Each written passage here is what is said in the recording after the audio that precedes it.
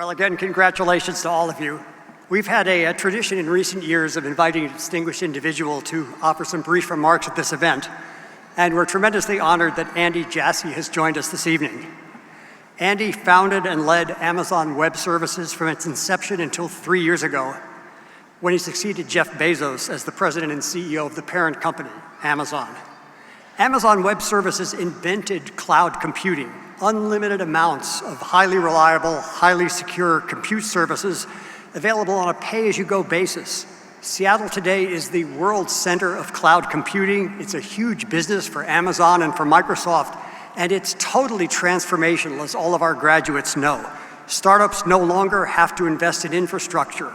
Governments, businesses, and universities can devote their efforts to what they're good at and leave the compute infrastructure to others who are good at that. This is the future that Andy envisioned and the future that Andy created. In addition to leading Amazon Web Services, now Amazon as a whole, Andy is active civically. He's on the trust of the American Academy for Arts and Sciences.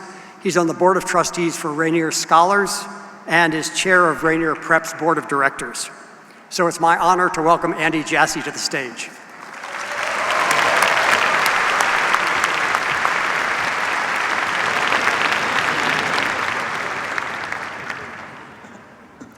Thank you, Ed. I have been in this arena many hundreds of times as a basketball fan. I've always dreamed of being in the dog pack. This is not quite the dog pack, but it's probably as close as I'll get. Thank you and congratulations to all of the 2024 Allen School UW graduates. It's a pretty amazing accomplishment to get into UW and then to get into one of the very best engineering schools in the world and then to actually graduate. You may or may not realize that this is a remarkable feat, and it may take you until later in your life to appreciate it, but I'm guessing most of your parents and family realizes what it means and are proud of you. When I thought about what I might share with you today, I thought it might be interesting to share what I've learned the last 30 years that I wished I knew when I was 22.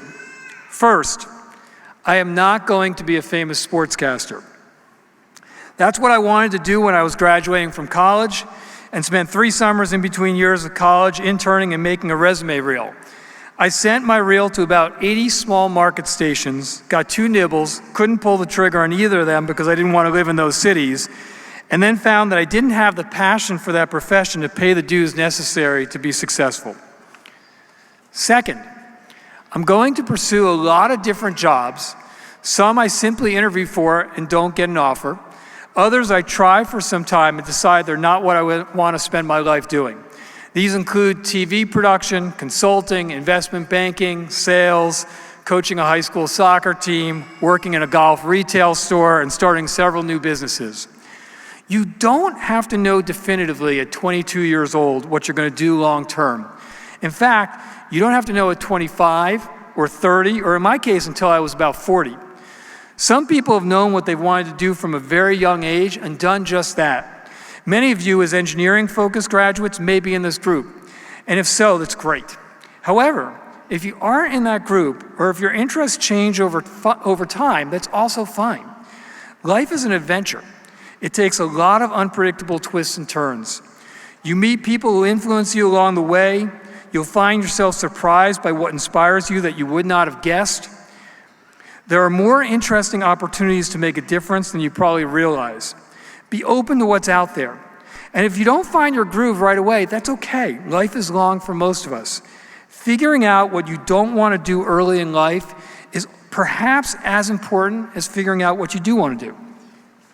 Third, don't let others tell you who you are. When I was in pre-K, my teacher wrote in my report card that I was not going to be athletic because I struggled to hop on one leg. My parents were apparently pretty distraught about this while I was blissfully ignorant of this assessment. It was, of course, a silly generalization, and I went on to be a 2-sport all-section athlete in high school and played intercollegiate sports in college. I ignored this judgment because I was 5 years old and was never told. But as we get older, we're no longer sheltered from many of the judgments people make of us. And I have experienced first and secondhand what it feels like to believe what uninformed people say about you. Remember, nobody writes your book for you. You write it. And in almost every imaginable case, whatever was initially written can be amended and rewritten. You will control what happens to you, not some teacher or boss or reporter or peer or even a family member. And whatever you are now, you can keep evolving if you want. Fourth, and somewhat related, I wished I'd understood that every presentation or meeting I was going to do was not a pass-fail referendum on my competence. I wasted so much angst and energy earlier in my life, worrying people would think I was an idiot if I asked a dumb question or didn't know the answer to somebody else's question, or my hypothesis was flawed, or people just didn't like my creative idea. There is no person in the world who performs perfectly or has it right 100% of the time, or whose ideas are coherent or sensible every time. That's not reality. It is, however, a sure bet that you will never do something needle-moving if you don't put yourself out there and take a shot. In my life, my biggest regrets were not the occasions I failed. In fact, in some cases, they're some of my proudest scars. Rather, my biggest regrets have been the times I didn't take the risk and leave it all out there. In retrospect, you always wonder what would have happened if you had. Fifth, be a willing and ravenous learner. If I look at the people I've gone to school with or started working with at various jobs, perhaps the single biggest factor in what all of us are doing now is the propensity we had to learn. To be a great learner, you have to be observant, self-reflective about what you're doing well, how people are responding to you, and what you could be doing better. You have to be excited about continuing to improve versus frustrated that there's more to do or threatened that you still don't know it all. A lot of people get to a point in life where it's disconcerting to them that they still don't have it all figured out. To me, the second you think there's little left to learn is the moment you either realize you're in the wrong situation or starting to unravel if you remain where you are. And then to be a great learner, you can't just assess and talk about what you need to change. You have to then put it into action and make it so. Believe me, life is much more fun and rewarding if you're learning. Finally, an embarrassing amount of how successful people are in whatever they do, particularly early in your life, has to do with attitude.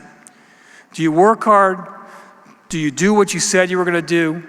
Do you have a positive can-do attitude versus a naysaying, energy-sucking approach? Can you work in teams? Do you care more about the mission of the organization versus your own outcome? These seem pretty simple and obvious, but you'd be surprised by how infrequently people exhibit these characteristics. There are so many things that you can't control in your life, but you can control your attitude, and it makes a big difference. One last thing about working hard. It seems a little less in vogue today. I also recall early in my career how much pressure I got from certain friends that it wasn't cool to be putting in the extra hours. But if you study those who you think are great at anything, programming, parenting, business, sports, art, writing, teaching, whatever, they're almost always the hardest workers at their craft. They either love or just plain accept and embrace the process of what it takes to be excellent. You can't cheat that process. It always catches up with you. 2024 graduates, you have so many options in front of you, and consider this chapter one of your options. They're going to keep presenting themselves to you over time. Be curious, be experimental, control what you can control, leave it all out there and whatever you go after, and then be kind to yourself when certain things don't pan out, and many won't. Remember that you write your own story, and I wish you the very best of luck on the adventure you're about to embark on. Thank you. Congratulations.